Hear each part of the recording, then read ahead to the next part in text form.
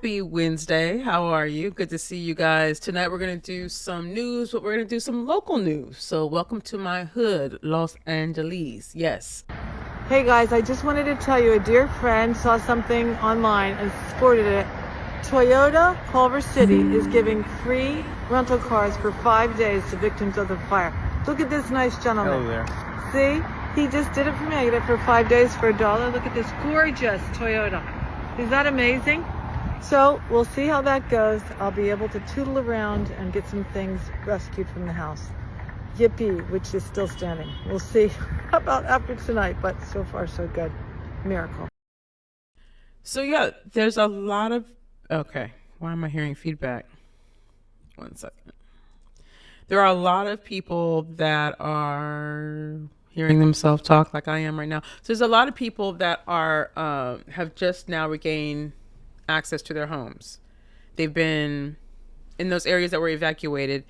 They've been pretty much staying away until they've got the okay to go home, right? So how are they going to get there? A lot of their cars burned up, or they had one car or whatever, and so they are now being let back into those evacuation sites. It's not widespread. It's not everybody. They've made sure that the fires are not going to come back, that at least those streets have been clear of debris so people can drive through. Altadena is in Pasadena, but Altadena especially is pretty bad. So it's good to hear that. I know people that were in the Pacific Palisades, I think, are starting to let folks through. I know that they shut down the escort service that they had the other day for folks to go and see if they could find their if their homes were still standing, if they didn't know, to reacquaint with pets, which is crazy that your pet could still be there. And I saw some videos of people actually finding their pets like 4 or 5 days later. Like, can you imagine your pet outside just waiting for you? That's heartbreaking. Let's move on to the next one.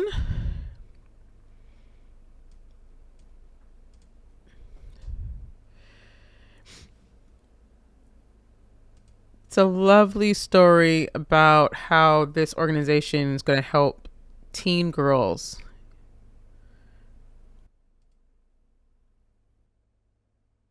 Hey, my name is Avery Colbert. I'm 14 years old, and we are creating a safe space where girls can come who are affected by the Eaton fire in Altadena, California, and they can get all brand new anything they need. This is all new products, makeup, skincare, anything you can imagine. This is helping girls restore their identity and feel a sense of self again when nothing in their life is normal at the moment. When I first had this idea, I thought about myself, and I envisioned my own bedroom, and I was thinking, like, wow, if I know people who are close to me who have lost completely everything and only have the clothes on their back. It's so important to a young person who's still learning things and still learning things about themselves to have a sense of identity. And most of the things for these people are their makeup and their clothes and what they do with their hair. And I know that's it for me. Like, see, I've got pink in my hair. I love to dye my hair. And those girls have nothing, literally nothing, and this is going to help them restore that for themselves. We have someone exactly for you to come and help you and find anything you need or anything you want. We have literally so much stuff, and you are welcome to as many bags as you want. You can take as much as you want, as much as you need. We just want you to feel confident in yourselves again. That's beautiful. This right here is take a picture of this. I got it from recoverylacounty.gov. I got it from an official source. So I know you can take pictures nowadays and all kinds of crazy stuff will happen. But this says 211 LA, Hilton and American Express are teaming up to provide hotel vouchers for those displaced by wildfires who currently reside in evacuation zones. For more information and eligibility, it has this QR code. If you're leery about the QR code, then the website link is right above that. So you don't have to use it if you're not sure. And honestly, I wouldn't trust me either. I don't know you. You know what I mean? And it's a shame that like QR codes are so convenient nowadays. And if someone has a QR code, like someone can embed a link into a code that could take everything. So you don't want to use everyone's code. That's true. Even if you see something official. I know. I'm sorry. Excuse me. I am sick, and I also am living. The fire is not too far from me. It is about a mile and a half, and it has been at a standstill. If you look behind me, you'll see that we have our bags just in case. I think that we can probably start to put our stuff away, but it is causing respiratory problems for a lot of us. Even though I have barely gone outside, it is causing a lot of problems. And yeah, so that's the struggle in my voice. But we will push ahead, won't we? Moving on to, this joke is so funny. This is James Davis. He's a very funny comedian. I booked him for some shows and stuff in the past, but check him out. Gangster is gone, okay? That Watch Duty app has me acting like a bitch. I'll be honest. As soon as I'm chilling, like everything's cool. Oh, goddamn. Another fire. It tell you about all the fires, the big fires, the little fire, a dude smoking a blunt, hookah. Any fire going on, they telling you. As soon as you not stressed out, it be like, end of the world, you forgot? My gangster is gone.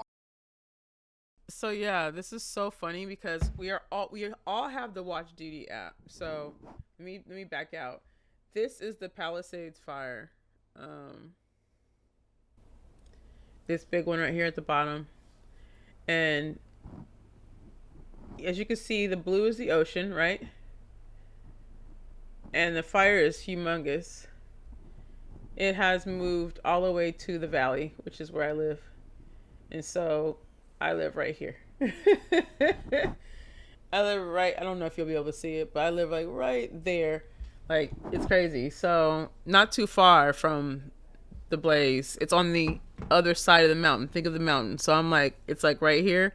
And then we're like, obviously in this little slope. So we're all getting zhuzhed from this. I will say this, like, I'm not as like timid. Like, it'll happen and I'm like, oh, what happened? You know, okay. You know, it's not as scary as it was when I first downloaded it, and would wake up in the middle of the night, you know, thinking that maybe the fire has eaten through my city and I now need to run for my life. But the fires show up there right away and you can see their containment. So let's move on to the next one. Aquí. ¿Con quién vivía usted aquí? Con mi esposa y mis dos hijos, mi bebé de 7 años y mi hijo de 10, de 28. Se nos olvidó nuestro pájaro adentro, nuestro cotorro lo dejamos.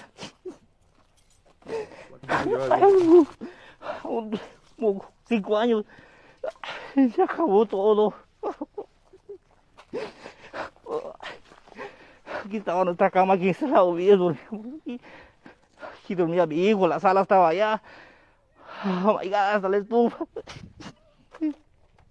Hasta mi esposa llorando. Ten cuidado por los cables ahí. Allá se acabó mi troca, ve. Allá está mi troca azul que está allá. Esa que está chamuscada. The victims of the Altadena fire had very little time to get out.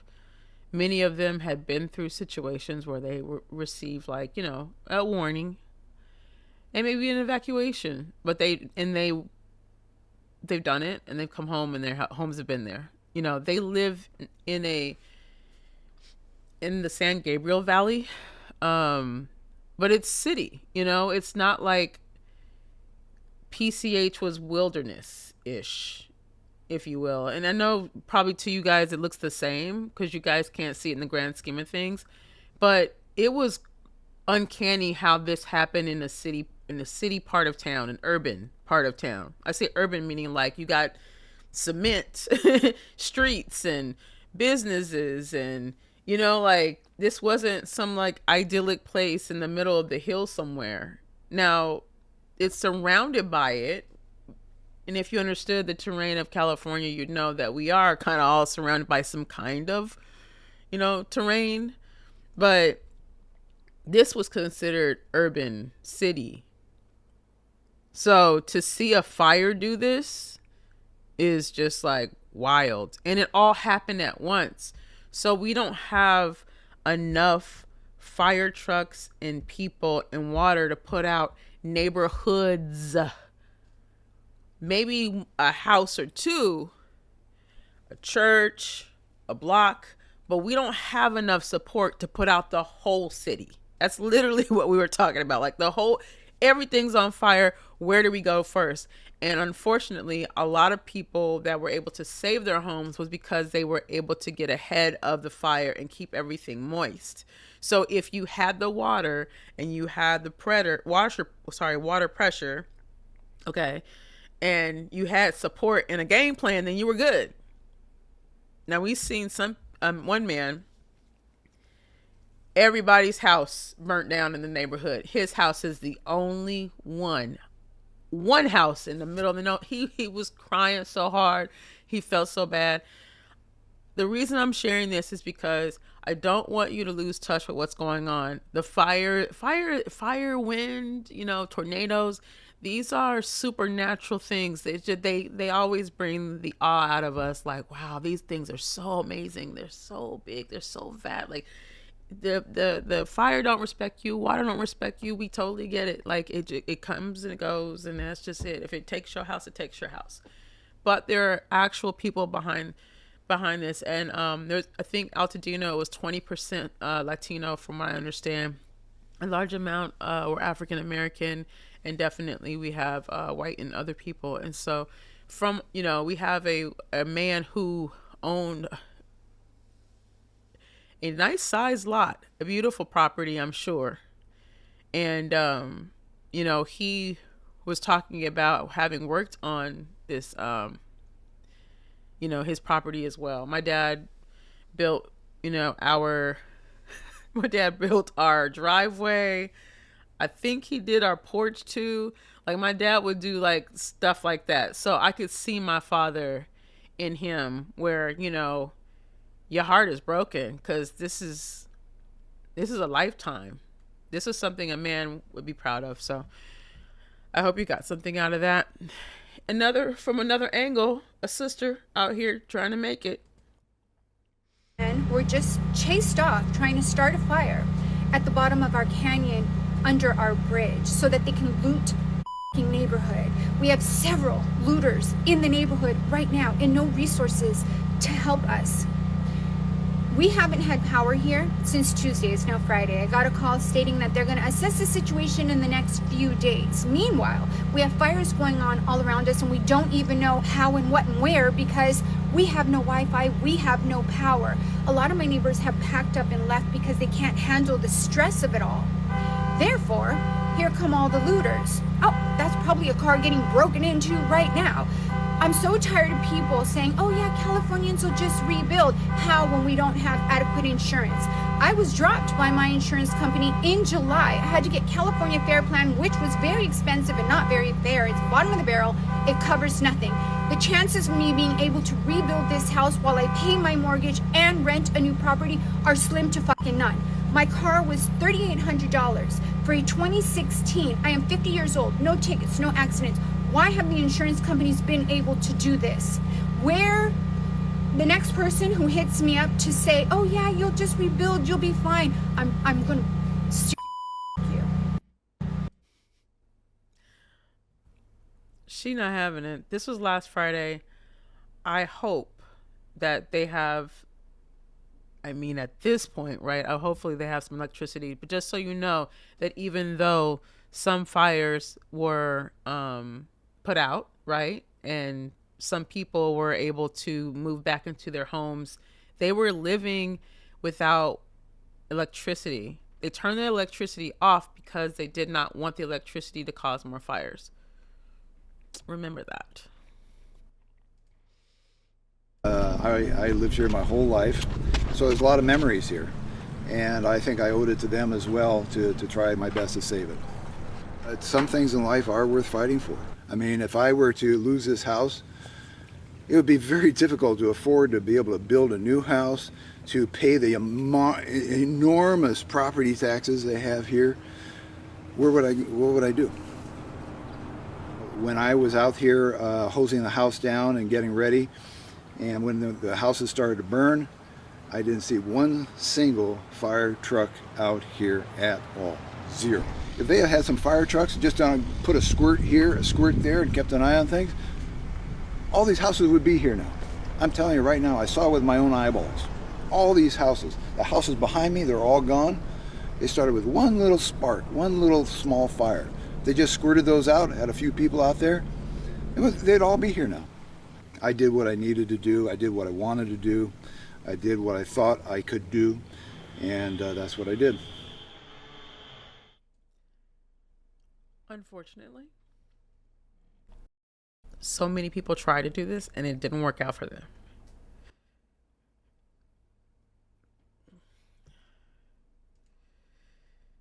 The Palisades fire approached her home Tuesday from her kitchen window, snapping these photos. The 85-year-old fought the fire with her 86-year-old husband, Winston, saving their home, just like they did in the 1978 fire that hit the Palisades. Their home is one of only 3 still standing at the top of their Pacific Palisades street. I used the hose to control the ground fire and stop that end of the house from burning. I wasn't sure where Winston was. Couldn't contact him, but it turned out he was at the south end of the house doing the same thing. I thought I was going to lose them both. The Salser's son, Mark, who lives outside Seattle, knew his parents were unlikely to evacuate. I mean, they're in their 80s and they saved their own house. How do you explain this? Tenacity. Winston Salser was injured fighting the fire with his garden hose, suffering burns on his arms and legs that will keep him in the hospital for a week. Susan Salser watched the Palisades fire approach her home Tuesday from her kitchen window, snapping these photos. Okay, so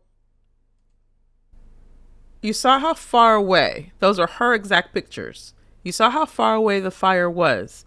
It came all the way up to their property that fast.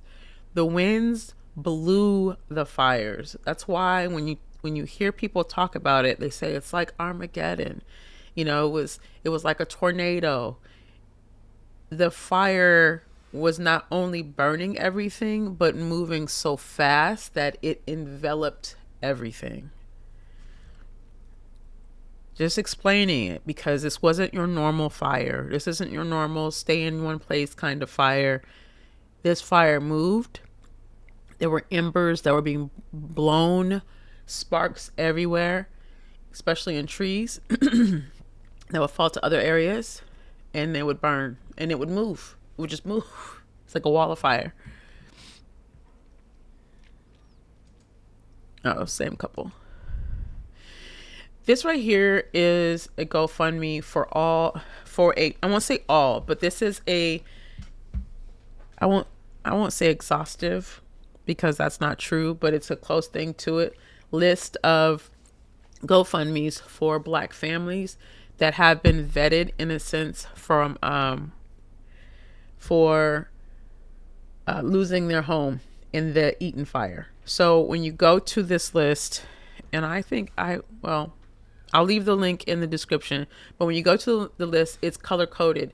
The different colors, you'll see the legend at the top. It will let you know who's close to the goal, who's halfway there, who, is just getting started, so that you can decide to put your money in different spaces. I would suggest, if you're going to donate money towards the people that are just getting started, because there are some people who've been featured on social media, and that's why theirs are so high.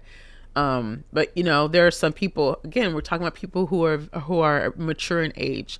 A lot of the folks that were in these fires were seniors, and so their family members are having to create GoFundMes for them. They don't have internet access. Remember, a lot of people don't have electricity.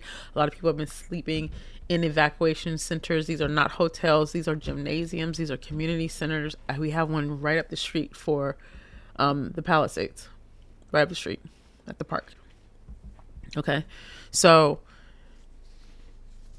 this Google Doc is helpful, and it'll also allow you to, I guess, to easily monitor folks that are in need of help too.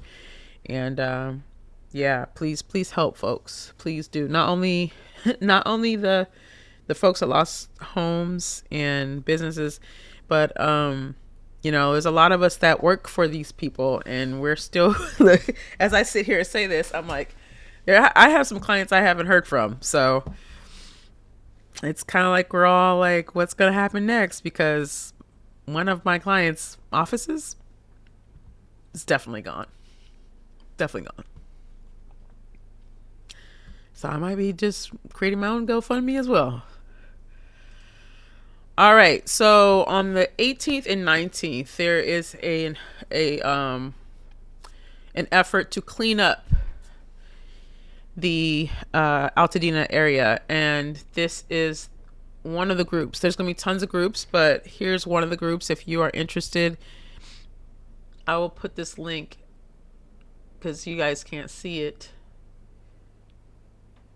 Yeah, I'll put the link inside of the description also.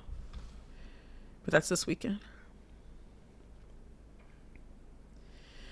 So this is kind of controversial. This is like one of the last. No, I got two more stories for you guys, and then I'll let you go. Check this out. Show you something. This looks like a totally normal outdoor mall. You can see the movie theater over there still has electricity, marquee, almost completely unscathed.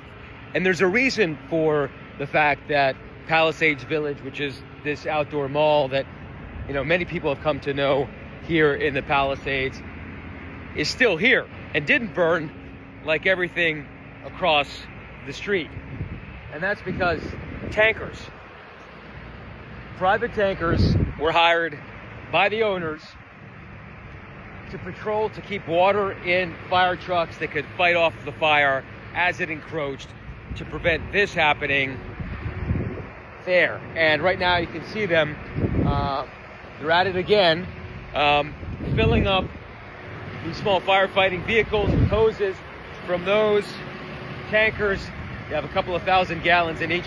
How many thousands of gallons in each one of these tankers, do you think? How many thousands of gallons? I don't know, that guy. 399. 3,000 gallons in this truck. And basically that's how they managed to keep Palisades Village from burning down, and they hope ahead of tonight's Santa Ana wind event they can do it again. So I want. Okay, so let's go over what we just witnessed. So Rick Caruso owns this market here.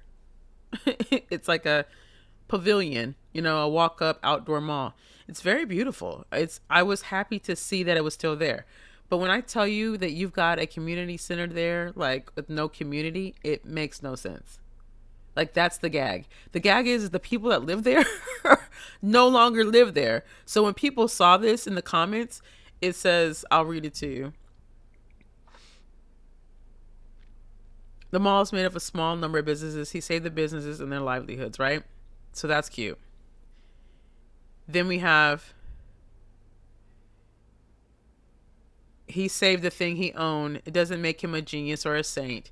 He is an extremely rich businessman who protected his personal property. Whoop-de-doo. Too bad they didn't use that water to save homes instead of businesses that could have easily, that he could have easily rebuilt with all his money. Good for Caruso. He saves his village while ours burns. Why does he think he's going to go? Who does he think is going to go shopping there? Certainly none of us who lost everything. Also, once the roads open, who is going to drive through hell to buy a $30 smoothie? It has 1,000 likes. Listen, I will probably not go to PCH unless I'm going to the beach. I used to go to Raffi's, and I'm hopeful that Raffi's is still there, but Raffi's is like right as it's a club that I was a part of, and then there's like it's across the street from Nobu, and I'm just thinking, like, in Soho House, like, are these places still? I don't know, but the homes are gone. The homes are gone. So who's gonna go? I love how people are like, oh, wow, this is a glimpse of leadership. Where do you live, though? You don't live there. Because the people that are pissed right now are the people that live there. It says there are no small businesses in the Caruso Mall. No, there aren't. These are exceptional buys. I remember going in there and looking for some yoga pants for shits and giggles. That's why. Absolutely. Of course, right? Like, no. And $300 for something that looked like you could get from Target. It's one of those kind of places where you're like, why? And people are shopping and people are buying things.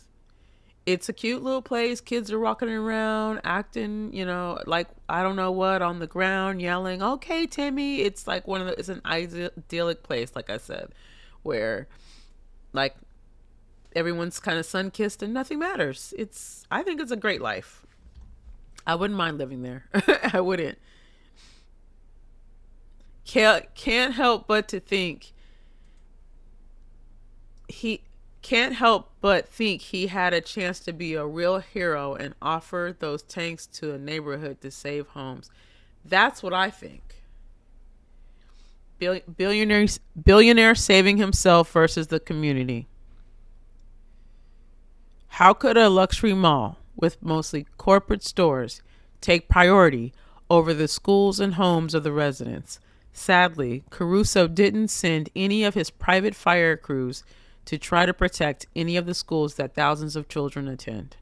Caruso didn't even expand the circle of protection to include the homes directly across the street from his luxury mall.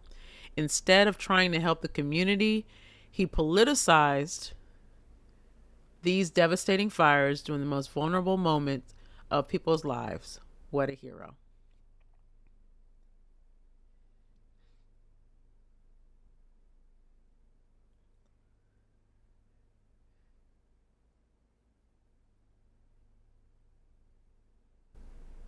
So they watched homes burn down.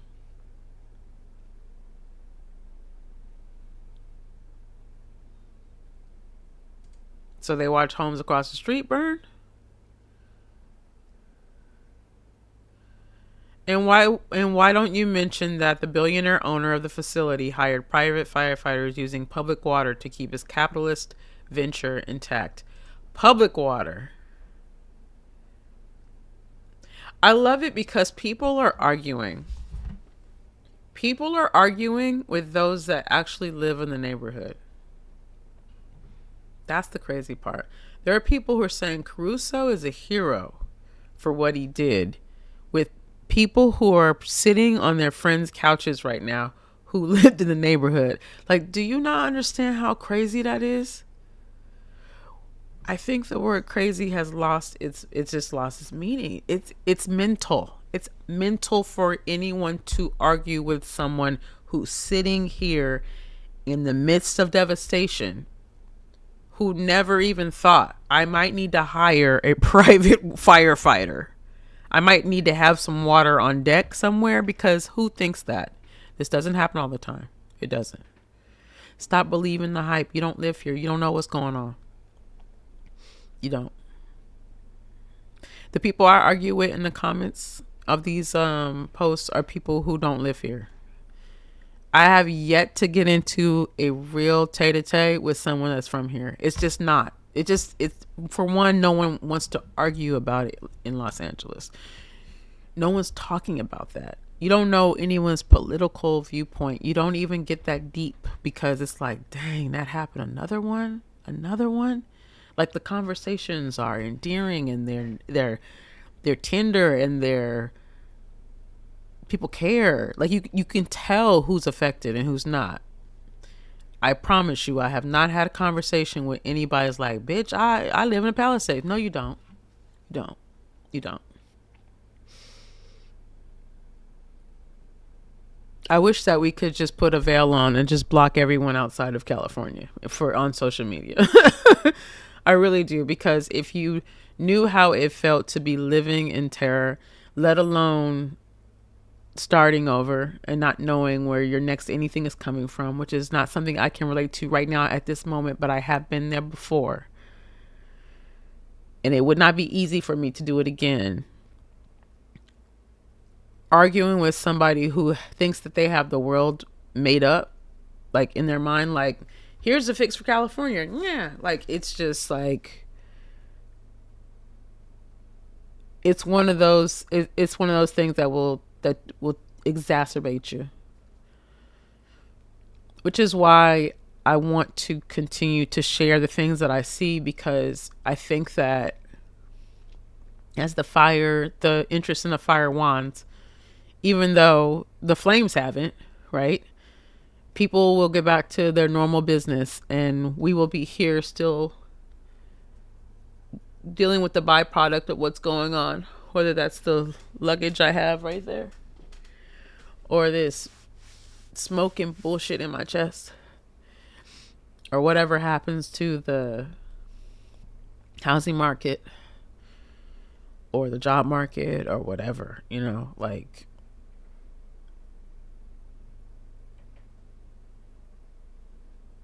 it's sad. It's sad. So I want to, on a better note, I did that into the mic. I'm so sorry. That's so unbecoming of me. My mother would be so upset. On a better note, I've got something else that's kind of interesting.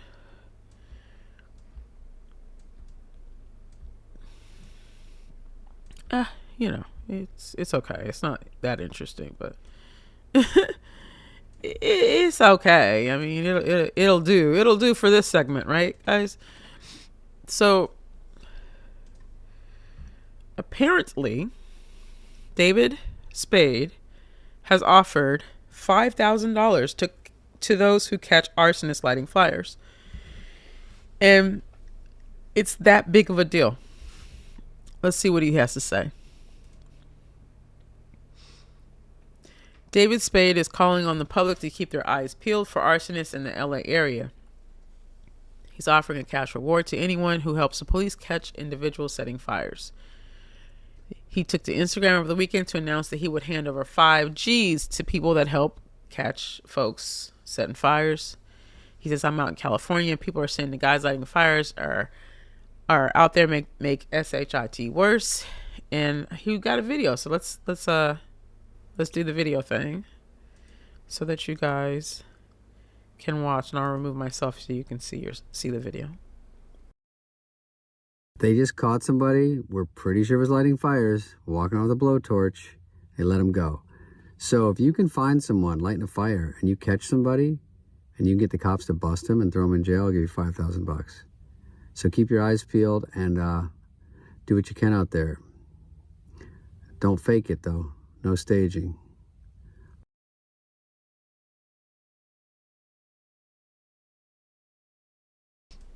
The fact that you would have to say no staging, because some idiot is like, let's do this. Right? Someone's like, let's do this. When I tell you that it is so commonplace to see people setting fires, let's see if anybody tried to set a fire today. I've got 16 text messages. What's going on? Okay, nothing crazy. We're safe. So let's go into Citizen app, because we literally are seeing people setting fires all the time. So like people who are not from here are like, well, that's it. It's because people are setting fires. Fires that are set by people are extinguished way faster. That's my experience. Fires that are set by people are extinguished way faster, at least in this season, in what we're doing right now. Okay. I'm not saying all the time. People set fires, blow up burn down whole islands. This is true. But in this season right now, the way that things have been going, the fires that are set, it says someone sitting in the middle of a crosswalk. This is crazy. This is so ghetto. Okay, let's see if we have anyone that set a fire. Structure fire.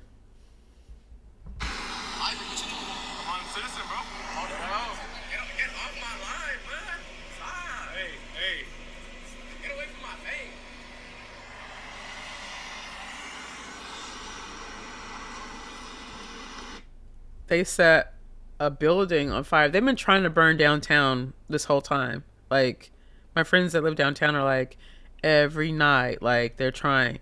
There's a trash fire. There's another trash fire.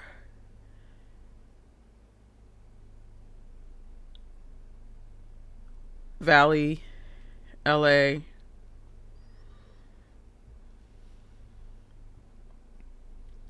Another trash fire on Woodlawn and Vernon, which is like LA, East LA-ish, I think. Let me see. I think it's LA. Small outside fire. Yep. Another fire in an apartment.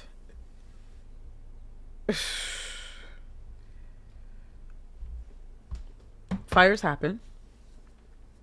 Not all fires are connected to somebody wanting the whole thing to be set ablaze, but we've been more sensitive to fires. And I saw a video yesterday of this guy with this blowtorch just like lighting something up, and then this guy walks up next to him and he takes his drink and he just extinguishes it, and he's like says something to the guy, and the guy's like this, and we don't see the guy's face, but it's like somebody else was like, they were both walking up behind him because they planned it, and so he's like, and I'm just thinking like, this is like, it's to the point where you're just walking up to somebody and you're like, and by the way, this was my NyQuil. You saw me do that. And this was what I washed it down with. So I've got like this nasty taste in my mouth. What else do we have? I have something else for you guys. Yes, I do. This is actually very nice.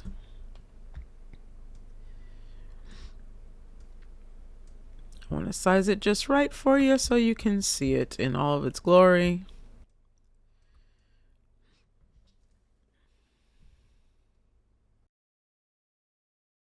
Ladies and gentlemen, welcome to Los Angeles, California. The heart of the Golden State where dreams come alive. Experience the magic of Los Angeles. Enjoy your journey in beautiful California.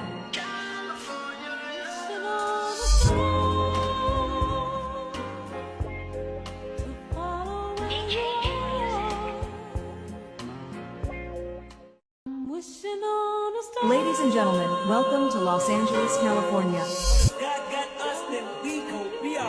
The heart of the Golden State where dreams come alive. Hope you guys enjoyed that. It's a hodgepodge. Like I said, I want to do like at least one of those a day on top of the other reporting and fun stuff that I do. I appreciate your patience in watching that. I know that you could be doing anything and you're here, and I might even be in the background while you're doing something else, and that's fine too, as long as you can at least hear what's going on. Like I said, I am willing to share what's going on here for those that are going through it and not able to share themselves. So in honor of those people who have lost and are looking for a way to get back to the way that life should be, right? I'm hoping that by sharing these stories, their stories, resources, that sort of thing, that it can help someone. So with that being said, if you have anything that you would like for me to share, please send it to me. My name is Cecily Jamelia, and you can see my emails everywhere. If you have any questions or anything that you would like for me to cover, let me know too. I don't mind doing that. There's been a few people that had me share things on my social media, and every little bit helps. So if you have resources or that sort of thing, feel free to email me and I will add them to the daily roundup. With that being said, I'm trying to think, what did we post today? We've got a Wendy Williams story that's going to go up after this one, and then there's something else. Oh, Twitch's ex, Allison Holker. This one, my goodness, found footage of her messing around with Emmanuel Acho. Like, that guy, busy body. That's all I have to say. Busy, scorching hot.